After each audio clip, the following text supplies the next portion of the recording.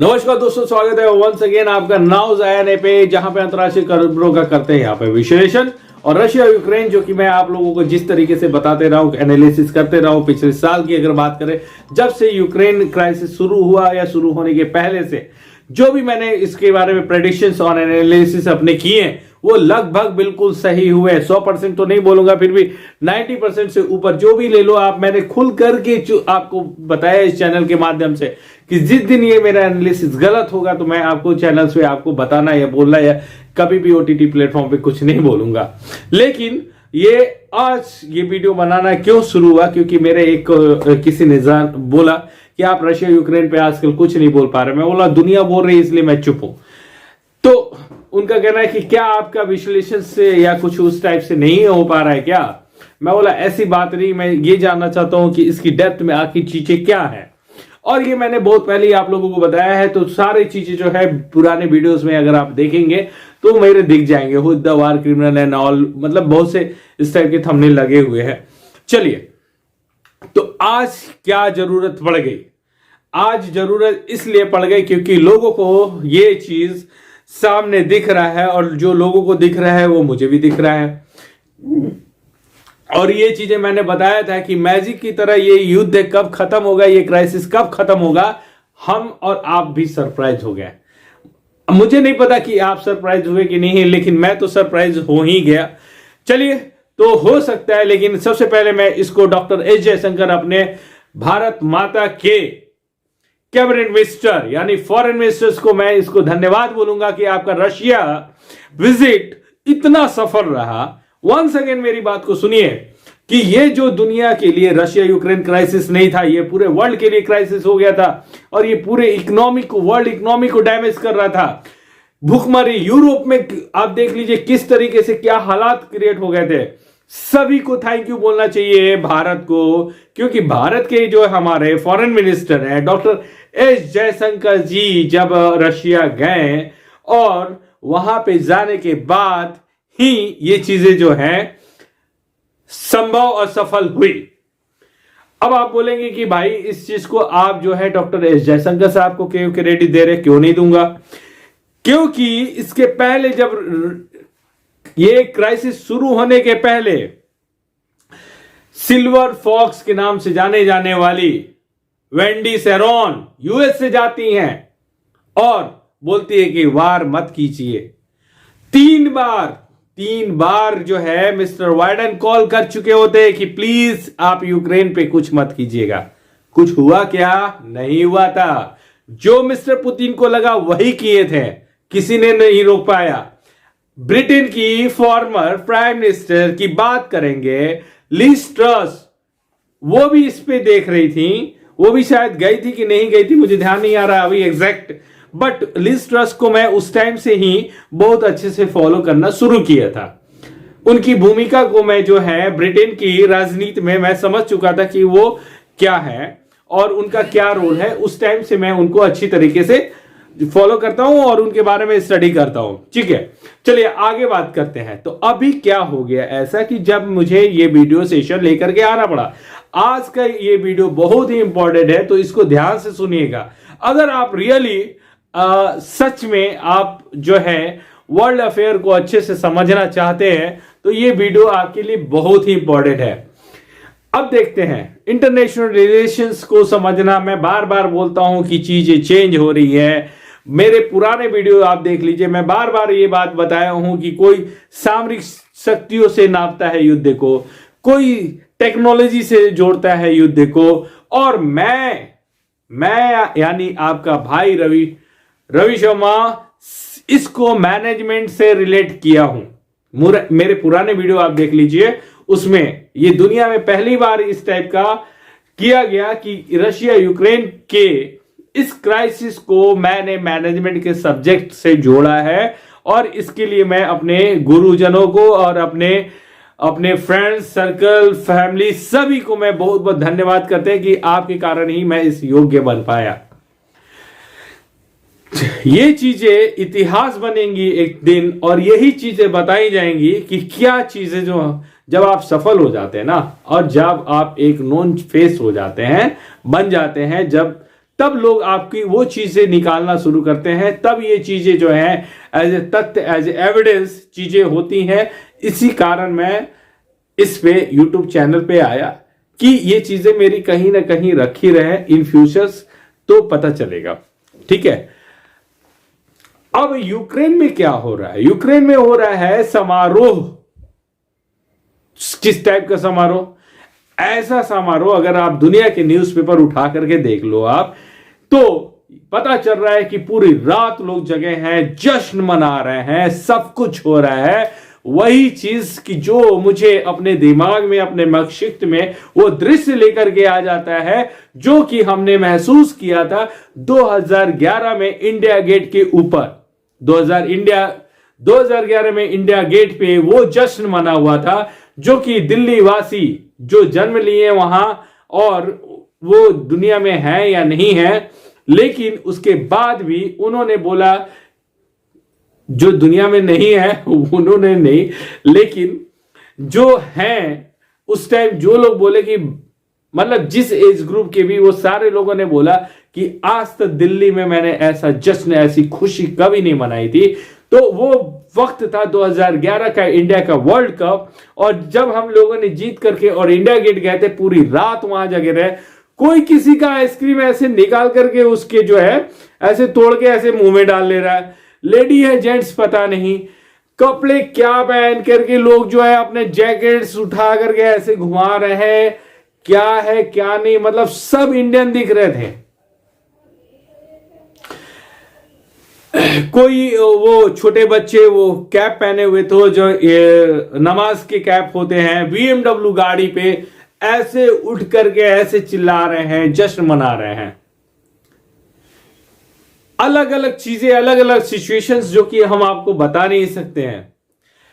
मतलब you can't believe, मुझे ये बोलना चाहिए कि नहीं बोलना चाहिए, गर्ल्स जो है मतलब वो भी अपने मतलब जो है वो कपड़े जैकेट्स वगैरह उतार करके अपने वेब कर रहे हैं, और सब लोग उसे बहुत अच्छे से देख रहे हैं। मैं ये देख रहा था लोग क्या देख रहे हैं, तो लोग भी देख रहे थे कि हाँ, मतलब लोगों को सिर्फ और सिर्फ एक ही चीज दिख रही थी, देशभक्ति। एक ही रंग था, वो देशभक्ति, और एक ही ध्वज था, वो सब तरफ तिरंगा। तो पूरी रात हम लोग इंडिया गेट पे रहे, लगभग 4 बजे मॉर्निंग में आए हुए थे। वैसा ही कुछ अभी यूक्रेन में चल रहा है। तो अब ये चीजें मैंने आपको बताया, तो आपको ये चीजें समझने की में दिक्कत नहीं होगी कि यूक्रेन में क्या चल रहा है।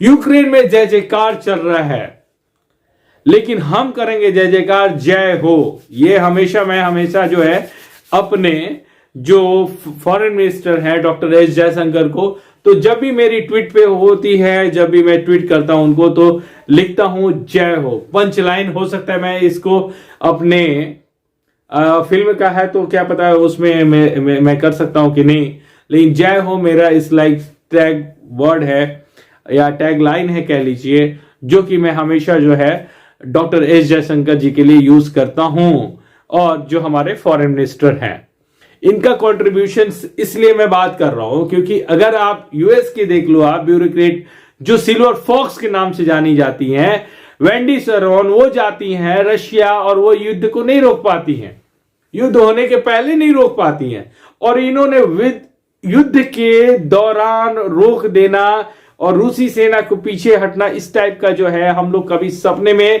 कोई नहीं सोच सकता। अगर कोई सच बोलता है तो वो रशिया के इस कदम से रियली सरप्राइज होगा। जो हुआ अच्छा हुआ, यही मान के चलेंगे। तो आज हम बात करते हैं कि यूक्रेन में हुआ क्या। समारोह तो मान रहे हैं कि क्यों जो है वहां की राजधानी उस शहर से खेरसान की तरफ सेना जो है धीरे धीरे वापस हो रही, और वहां से बहुत डैमेज हुआ, कई टैंक्स वगैरह जल गए हैं। यहां तक कि नेटफ्लिक्स जो सेकंड नंबर की जो है कंपनी है वर्ल्ड में, उसने जो है अपनी सर्विसेज वहां बंद कर दिया। मैकडोनल्ड्स ने अपने आउटलेट्स बंद कर दिए थे। कितने कॉर्पोरेट्स ने जो है अपना बिजनेस हटा लिया था।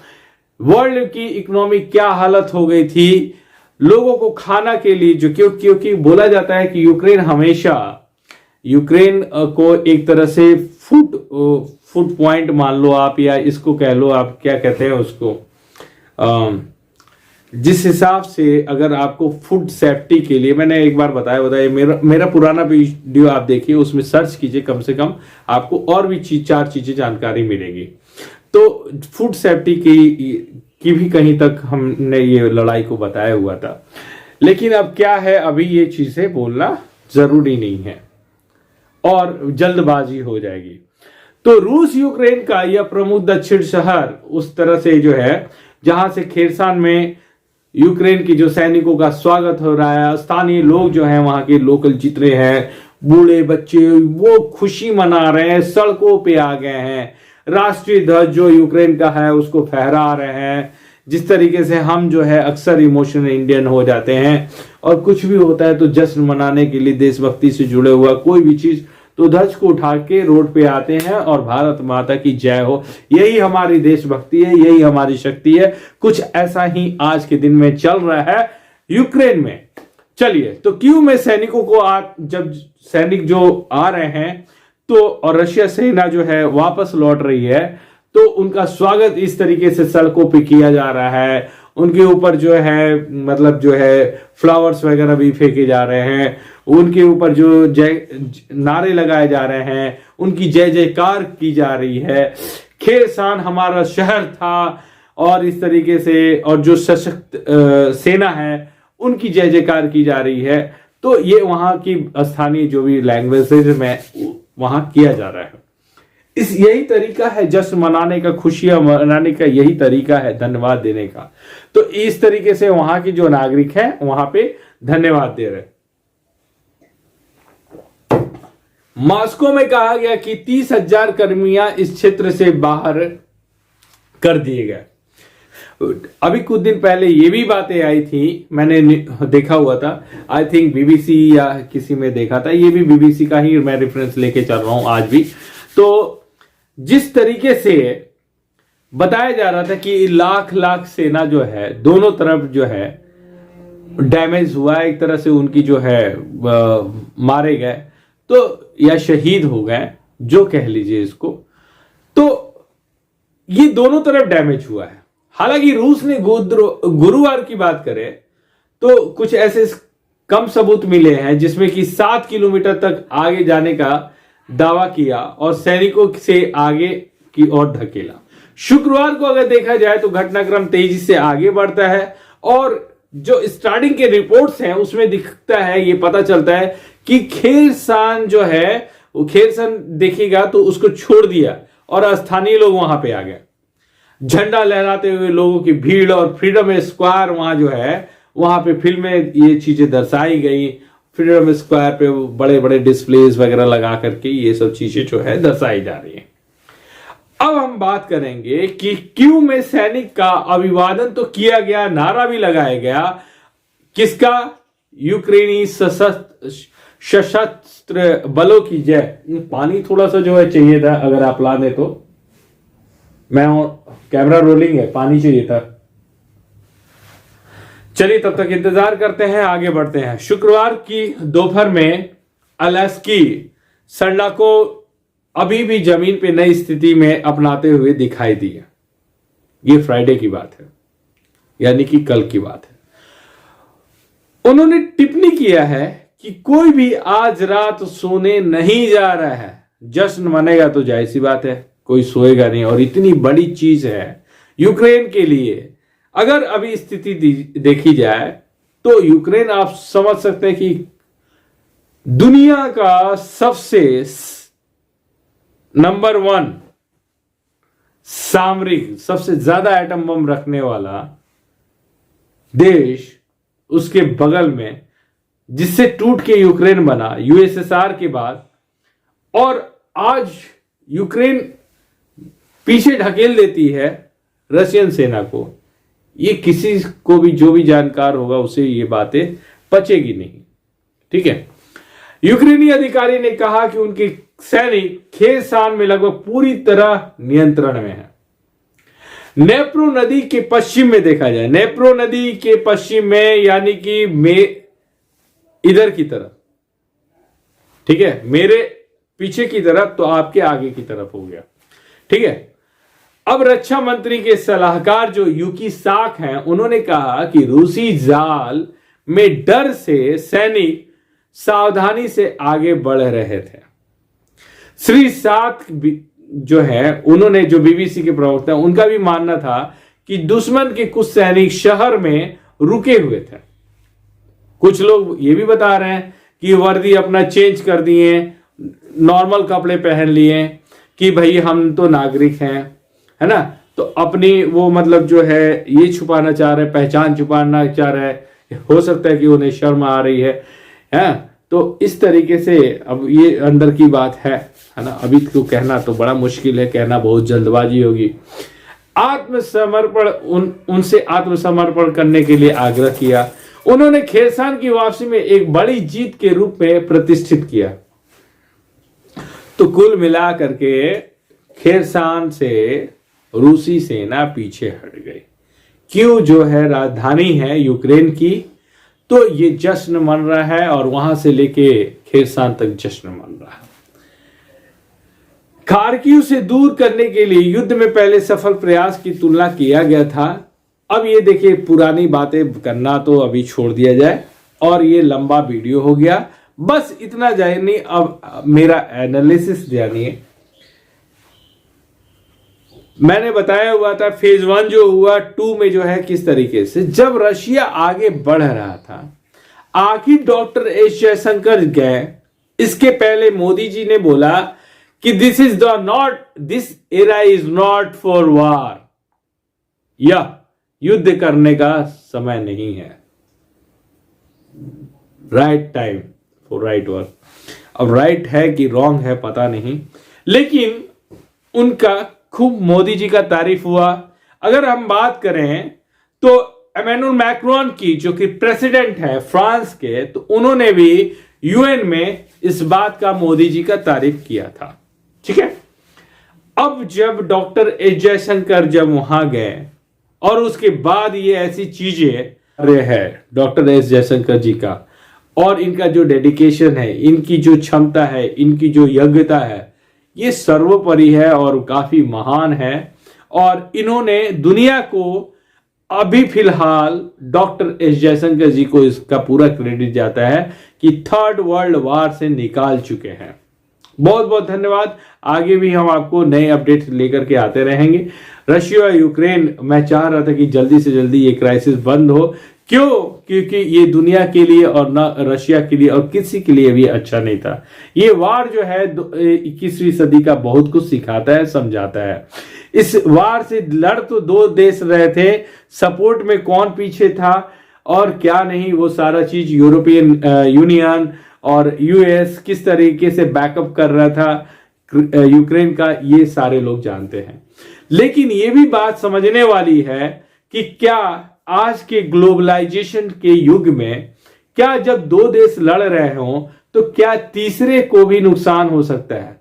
जिस तरीके से वर्ल्ड की इकोनॉमी डमाडोल है, 2 प्रधानमंत्री को अपने पद छोड़ने पड़े ब्रिटेन के। अगर हम बात करेंगे तो बोरिस जॉनसन को भी छोड़ना पड़ा, और कारण कुछ और था, लेकिन उसके अलावा भी था कि अगर बोरिस जॉनसन को, लिज ट्रस को छोड़ना पड़ा प्रधानमंत्री का पद, मात्र कुछ दिनों में 2 सप्ताह 3 सप्ताह के अंदर उन्हें भी छोड़ना पड़ा। अब बात करते हैं जापान की। इकोनॉमी डमाडोल हो गई वहां। इकोनॉमी डमाडोल होने का मतलब कि वहां पे जो है आज के दिन में देखिए फूड क्राइसिस बढ़ गया पूरी दुनिया में। कई यूरोप के देश अंधकार में चले गए, उनकी कुल्फी जमने वाली थी, अभी सर्दी आने वाला है ये था। और इस समय इस युद्ध को टला है, ये चीजें थोड़ा सा मुझे भी हजम नहीं हो रहा है। क्योंकि जब आप बेस्ट फॉर्म में होते हो तो आप कैसे कर सकते हो, जब आपका पावर प्ले बाकी हो और आप मैच को डिक्लेयर कैसे दे सकते हो? It's like that. चलिए, कुछ भी हो लेकिन दुनिया का भला हो। हम वसुदेव कुटुंब, यही हमारी जो नीति है और यही हमारा जो है भारतीय परंपरा है। बहुत बहुत धन्यवाद।